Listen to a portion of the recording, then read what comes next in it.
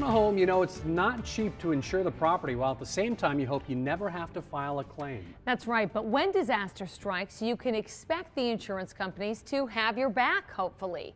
Well, Fox 11 investigates, and Mark Leland reports on homeowners who were left to fight to get their money.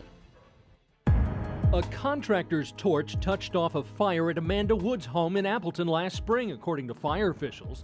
They believe smoldering embers made their way into the attic, igniting flames from there. Fox 11 News reported on the fire and damage to the home. Firefighters say a contractor was working on the home when the fire started. Actually, I found out from the Fox 11 report was the first time I had heard the estimated damage, which they had put at $100,000 at the time. The actual costs would climb. After assessing the fire, smoke, and water damage throughout the three-bedroom home, Wood says American Family Insurance told her she would need to pay between $8,000 and $11,000 up front. This email from American Family indicates the money was needed to first remove asbestos from the damaged home before repairs could begin. The claim manager indicating such removal was not covered in her policy. An American Family spokesperson tells Fox 11 investigates its staff was following procedure. Were you surprised at that? I was shocked because I didn't start my house on fire.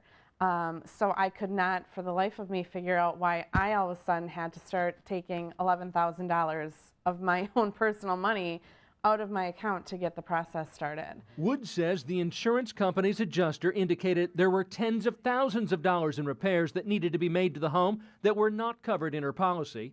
Email exchanges suggest the company claimed they were pre-existing conditions.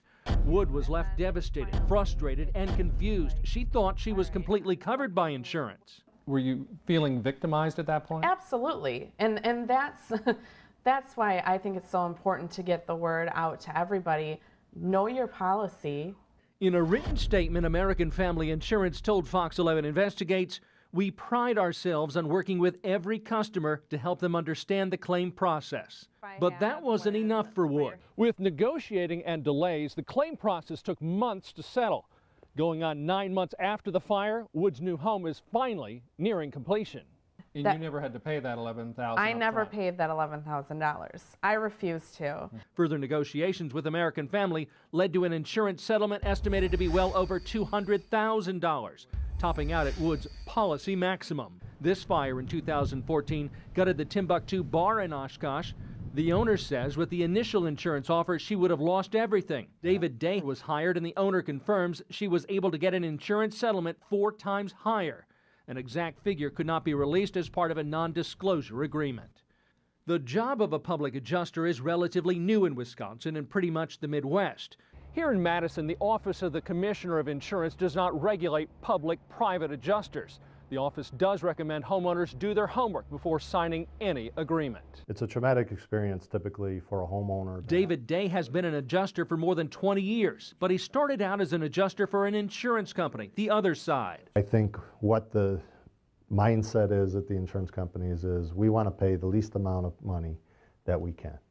Day says there is no right or wrong settlement number. He adds the value of the claim is what both sides agree to in the end. But Fox 11 Investigates asked specifically about the claims he has taken on. How many did you add value to? I would say 100%. 100%. As for Amanda Wood, she feels hiring a public adjuster was worth it, and she has a message for other homeowners. Go home and read through your policy and see how much of it you're confused about, because there's a lot in there that it could easily be swung 2 different ways. For Fox 11 Investigates, I'm Mark Leland.